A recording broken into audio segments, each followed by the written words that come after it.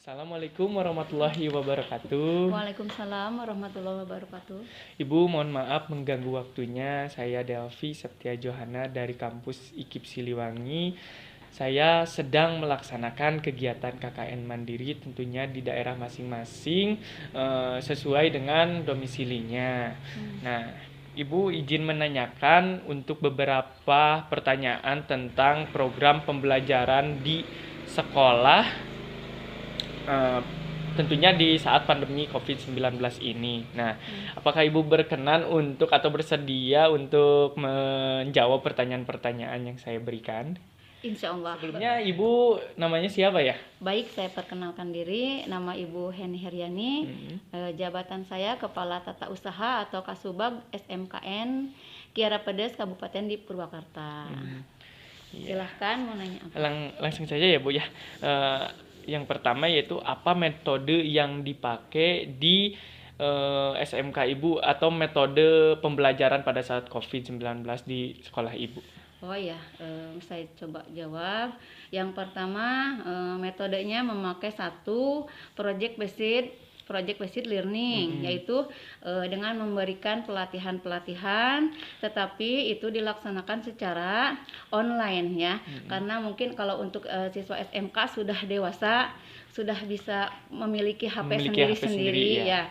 Nah, itu mungkin secara teknis mungkin lebih gampang daripada anak SD atau SMP gitu ya. Memberikan tugas-tugas seperti itu.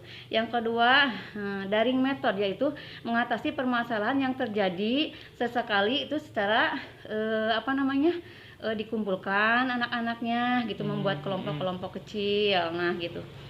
Terus yang ketiganya luring method.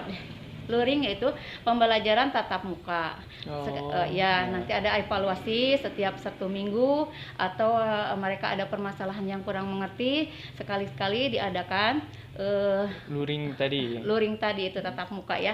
Yang selanjutnya yaitu composite method. Misalnya anak tersebut ada kesulitan atau di samping daripada tugas-tugasnya atau ada permasalahan apa, tidak mau mengumpulkan tugas karena misalnya gitu. Nah, akan ada kunjungan ke rumahnya. Oh, ya. iya. Di situ metode. Yang selanjutnya itu integrasi kurikulum. Sama saja itu juga dengan sistem daring. Itu juga nanti dievaluasi per 1 bulan atau 1 minggu minimal lah ya, ada pertemuan, ada penyelesaian gitu. Yang terakhir yaitu blended learning. Blended learning yaitu kolaborasi gitu antara tatap muka dengan online. Bisa campur aduk. Bisa campur-campur. Iya, seperti itu. Mungkin itu yang bisa dijawab dari pertanyaan pertama. Jadi intinya tidak semuanya memakai di rumah saja ya, berarti ada datang ke sekolah juga siswa juga untuk mengevaluasi gitu ya. Kalau ada permasalahan yang mungkin siswa tidak bisa memiliki gitu. Tapi selama PPKM ini kayaknya kemarin itu ada sesekali tatap gitu ya. Sebelum tatap muka, sebelum PPKM itu ada pertemuan sekali-sekali. Tapi untuk PPKM kayaknya tidak ya. Kalau PPKM. Oke, langsung saja ke pertanyaan selanjutnya ya Bu. Apa media yang dipakai pada saat pembelajaran online ini gitu? Apakah memakai Zoom atau apa gitu Bu? Oh iya, memakai Zoom. Pasti selalu memakai Zoom, baik memakai Zoom, terus mengumpulkan tugas-tugasnya melalui WA gitu. Zoom, WA gitu, seperti itu. Nah, yang ketiga itu pertanyaannya bagaimana respon siswa itu sendiri Bu? Jadi respon siswanya apakah ada yang bersemangat ataupun ada yang kesulitan juga? Bagaimana itu Bu? Selama masa pandemi mungkin baik anak kecil atau orang dewasa sama-sama pasti sudah jenuh ya. Responnya sudah bosan, di samping dengan tugas melulu setiap hari. Terus apalagi di usia remaja ya, kalau anak SMK itu ya ada pemberontaknya mungkin udah mengalami kejenuhan lah gitu, seperti itu. Jadi bagaimanapun di masa pandemi ini belajar dengan apapun, kalau dengan tidak tatap muka itu ya jelas tidak efektif. Ya. Gitu aja. Nah, pertanyaan selanjutnya Bu, menyambung dari permasalahan yang tadi. Nah, apakah solusi yang diberikan dari pihak sekolahnya sendiri, ya tadi kejenuhan itu ataupun kesulitan yang lainnya, yang barusan tadi Ibu jelaskan itu? Kesulitannya ya sekali-sekali ada pertemuan kalau sebelum PPKM itu. Solusinya itu ya Bu ya? Ya ada pertemuan atau ya ada tidak terlalu serius lah gitu ya belajarnya, mungkin seperti itu, hanya terus di drill anaknya, terus dengan guru-guru BK misalnya ada permasalahan kesulitan apa, dijapri lah istilahnya kalau anak sekarang gitu. Nah, jadi dijapri langsung Ya, gitu ya bisa Bu lah ya. ya, Jadi ya, misalkan permasalahannya permasalahan apa. apapun Ya, ya ya, gitu. ya. Mungkin kan saya kemarin sudah mewawancarai 3 warga gitu Bu. Nah, ada yang kesulitan dalam kuota ataupun sinyal. Nah, dari pihak sekolah sendiri bagaimana itu Bu solusinya? Kuota. Iya. Kalau kuota pastilah pemerintah sudah memberikan sebulan sekali atau minimal 2 bulan gitu. Pasti ada itu memberikan. Cuma yang jadi masalahnya itu kan misalnya tugas yang terlalu banyak atau pembelajaran setiap hari tetapi kuota terbatas. Oh iya Gitu, iya iya. mungkin. Nah, mungkin dari sinyal juga tidak bisa dipungkiri ya Bu ya, Ya, karena jelas. daerah masing-masing itu memiliki kemampuan sinyalnya Iya. masing-masing gitu ya. Iya. Nah, kalau yang terakhir nih Bu, pertanyaan terakhir, harapan Ibu atau pihak sekolah sendiri untuk kedepannya seperti apa Bu? Kalau pembelajaran COVID-19 ini. Harapannya ya pandemi cepat berlalu, cepat berakhir, sehingga anak-anak penerus bangsa ini dapat belajar dengan maksimal, dengan efektif, karena bagaimanapun secanggihnya itu teknologi, tanpa ada tatap muka, tanpa ada secara psikologinya gitulah ya anak tidak kena seperti itu. Ya mudah-mudahan cepat berlalu aja. Terus mungkin medianya, pemerintah untuk segera memenuhi semua kuota-kuota anak-anak tersebut termasuk guru-gurunya gitu. Intinya seperti itu. Intinya semoga cepat berlalu gitu. Supaya bersama aja. Supaya bisa belajar seperti biasanya, tidak jenuh lagi gitu kalau di rumah ya. Mungkin pertanyaannya cukup saja Bu. Terima kasih sudah mau ikut berpartisipasi dan juga mohon maaf untuk mengganggu waktunya gitu Bu. Dari tadi menanyakan beberapa hal. Ya, intinya tidak ada lagi pertanyaan. Saya cukupkan di sini saja. Terima kasih Bu. Assalamualaikum warahmatullahi wabarakatuh. Sukses. Terima kasih Bu.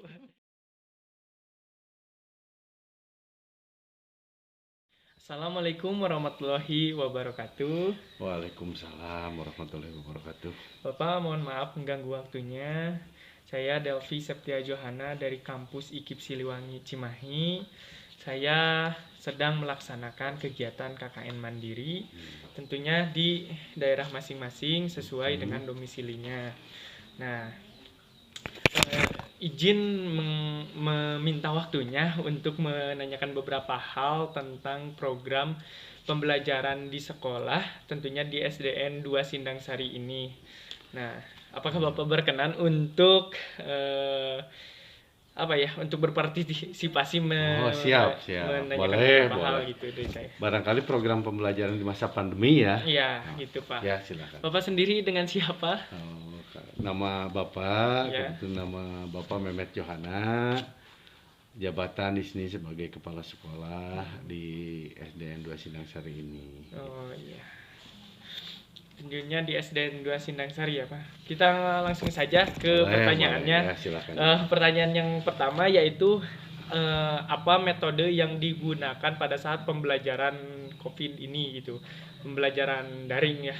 Kalau di masa daring biasanya begini, karena di sekolah di sini ya biasanya menggunakan metode kadang-kadang tanya jawab melalui WhatsApp, tapi terus kadang-kadang melalui pemberian tugas. Biasanya metode yang sering diberikan di sekolah ini yaitu kebanyakan tanya jawab, pemberian tugas gitu. Itu aja yang paling utama. Sudah berarti Pak, itu aja. Itu aja. Berarti pertanyaan selanjutnya yaitu apa media yang dipakai gitu Pak? Ya, tadi Bapak kan sudah katakan media tadi yang menggunakan HP, WhatsApp gitu ya. WhatsApp, karena memang ya terbentur ke masalah apa namanya Gadget, ya masalah handphone gitu. handphone, Atau sinyal juga itu. Nah, bagaimana Pak kalau misalkan respon siswanya itu sendiri itu? Apakah ada yang kesulitan ataupun ada yang kesusahan gitu? Banyak. Kalau kendala di masa pandemi ini banyak. Begini contohnya, kadang-kadang kan dalam satu keluarga anak itu ada yang sekolahnya, dalam satu keluarga itu ada yang dua anaknya kelas, umpamanya kelas 3 dengan kelas 4, ada yang kelas 4 dengan kelas 6, sedangkan satu rumah itu hanya punya satu HP. Kadang-kadang tugas dari kelas 3 ya HP-nya itu juga, sehingga itulah kendalanya gitu. Iya. Berarti contohnya seperti sinyal juga Wah, menjadi jelas, hambatan ya Pak? ya, sinyal jelas. Apalagi waktu pembelajaran 2019-2020 kan pandemi itu mulai dari 2019-2020 ya. Sehingga ya itu kesulitannya masalah HP, masalah sinyal, itu aja. Ya, berarti kalau misalkan solusi dari pihak gurunya itu sendiri bagaimana Pak dengan permasalahan yang sudah ada gitu, cara mengatasinya? Ya, sehingga begini cara mengatasi kesulitan tersebut pada waktu tahun ajaran 2019-2020 ya terpaksa anjuran juga dari Dinas Pendidikan Kabupaten kita melaksanakan program pembelajaran di masa pandemi itu, yaitu dengan pertama ada yang daring, ada luring, ada juga yang gurling. Ya, gurling. Guru keliling. Ya, iya. Akhirnya kalau dulu dibuat kelompok, satu kelompok 5 orang, sehingga itu berkeliling guru itu ke tempat siswa yang dibentuk kelompok tersebut. Kemudian ada juga yang jauh, ada kadang-kadang guru itu ke tempat satu orang siswa, perginya ke sana gitu. Nah, kemudian kadang-kadang juga itu masalahnya ya kita kalau di masa pandemi ini kita tidak apa namanya mentargetkan target kurikulum lah. Target kurikulum, tidak menentukan target kurikulum. Kadang-kadang pencapaian target kurikulum yang harusnya 100% kadang-kadang hanya tercapai 50% juga, itu sudah baik sebenarnya kan di masa sekarang gitu. Tidak mengharapkan lebih gitu ya, yang penting terprogram. Yang penting anak belajar itu aja. Bagaimanapun caranya guru-guru ya terpaksa lah kalau seandainya tidak bisa melaksanakan pembelajaran secara daring, ya guru yang guru nguriling gitu lah istilahnya. Atau bisa disebut home visit gitu ya. Home visit gitu. Nah, pertanyaan terakhir nih Pak, harapan Bapak sendiri atau pihak sekolah sendiri untuk kedepannya seperti apa Pak?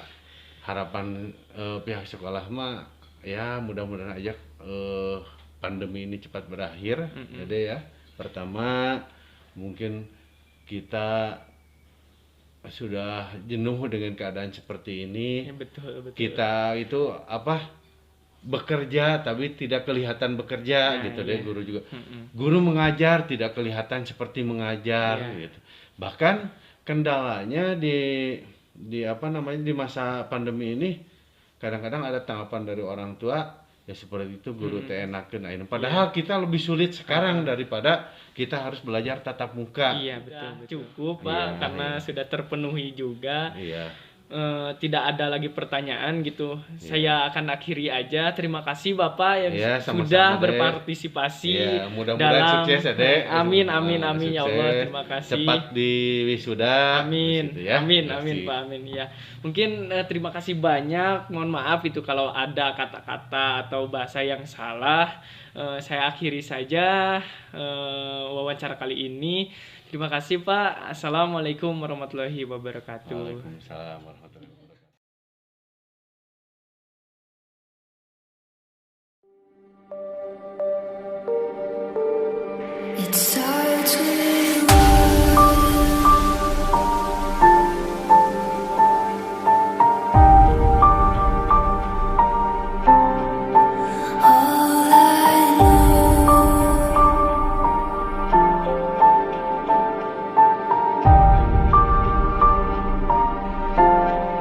So